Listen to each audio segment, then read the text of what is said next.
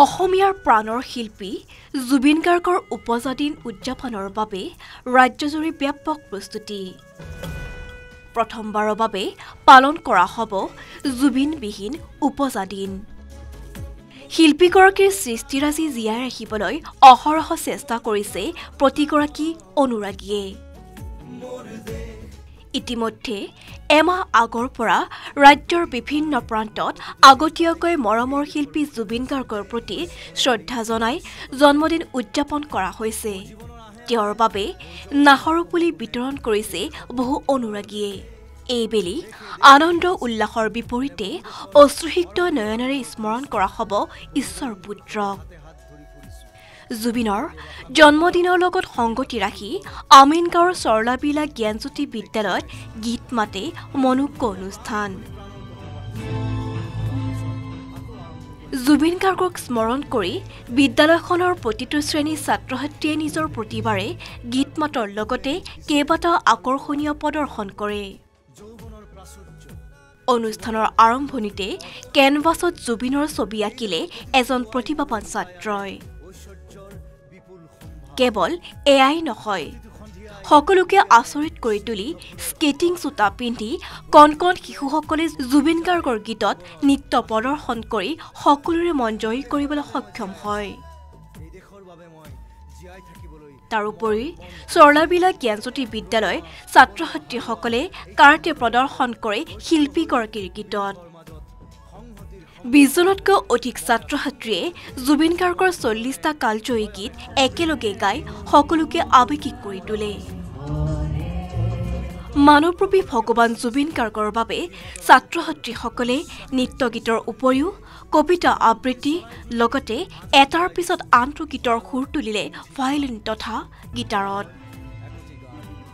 অনুষ্ঠানৰ মুখ্য অতিথি বিশিষ্ট অভিনেত্ৰী নিকুমণি বৰুৱাই ভূয়সী প্ৰশংসা কৰে চৰলাবিলা জ্ঞানজ্যোতি বিদ্যালয়ৰ প্ৰতিগৰাকী ছাত্ৰ ছাত্ৰীক আৰু জুবিন গাৰ্গৰ লগত অভিনয় স্মৃতি ৰোমন্থন কৰি আৱেগিক হৈ পৰে অভিনেত্ৰীগৰাকী।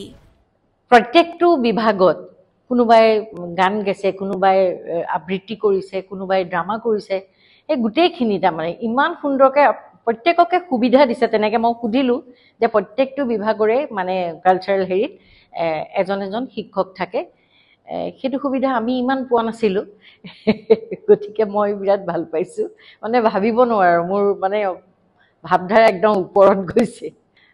জুবিনক আমি কোনেও পাহৰিব পৰা নাই আৰু যিখিনি মই ব্যক্তিগতভাৱে তেওঁৰ অৱদান আছে মোৰ জীৱনত। গতিকে অকল ইমান গানৰ সৃষ্টি কৰি ইমান ভাল গীত গাই ইমান মৰম পাব নোৱাৰে, নিশ্চয় কিবা এটা থাকিব লাগিব। সেইটো হ'ল মই কৈছোঁ যে মানৱতা। চৰলাবিলা জ্ঞানজ্যোতি বিদ্যালয়ৰ অধ্যক্ষ ডক্টৰ দিগন্ত হালদাৰে উল্লেখ কৰে যে এয়া বিদ্যালয়খনৰ প্ৰতিগৰাকী শিক্ষক শিক্ষয়িত্ৰী আৰু ছাত্ৰ ছাত্ৰীসকলৰ প্ৰচেষ্টা ঈশ্বৰ পুত্ৰ জুবিন গাৰ্গৰ সৃষ্টিৰাজি নৱপ্ৰজন্মৰ মাজত জীয়াই ৰাখিবলৈ। এইবাৰ যেতিয়া আমি ডিছকাশ্যন ষ্টেজত আছিলোঁ, এটা আচৰিত কথা মই কৈ আছোঁ। আমাৰ ক্লাছ 11-12ৰ ল'ৰা ছোৱালীকেইটা আমাৰ ওচৰত আহি পেলাই ক'লে, ছাৰ এইবছৰ আমি জুবিন গাৰ্গৰ নামত উৎসৰ্গ কৰিব খোজোঁ আমাৰ এনুৱেল ডে। আৰু ইউনিভোকেলি প্ৰত্যেকজনে, আমাৰ টিচাৰ কেইজন, ষ্টুডেণ্টছ, মই, আমাৰ এডমিনিষ্ট্ৰেটিভ অফিচাৰ PR সকলোৱে ভাবিলোঁ যে দিছ will be the best thing to do. তেখেতক আমি আমাৰ মাজতে জীয়াই ৰাখিব খোজোঁ। আমাৰ স্কুলৰ ওপৰত যাতে তেওঁৰ আশীৰ্বাদটো সদায় থাকে। আমাৰ যিমান ল'ৰা ছোৱালী আছে, অফক'ৰ্ছ প্ৰত্যেকজনে তেখেতৰ বিষয়ে জানে, কিন্তু তেখেতৰ কিমান প্ৰতিভা, সেই প্ৰতিভাটো যদি চকুৰ আগত দেখা পায় আৰু তাহাঁতি নিজেই যদি পাৰফৰ্ম কৰে, তেতিয়াহ'লেতো জুবিন গাৰ্গ আমাৰ বাচ্চাকেইটাৰ মাজতেই জীয়াই আছে। এতিয়া এনেদৰে অসমৰ বিভিন্ন প্ৰান্তত মহান শিল্পী জুবিন গাৰ্গবিহীন বিৰহ বেদনাৰ মাজতো প্ৰথমটো জন্মদিন তেওঁৰ সৃষ্টিৰাজি সুঁৱৰি বিভিন্ন কাৰ্যসূচীৰ মাধ্যমেৰে পালন কৰা হৈছে।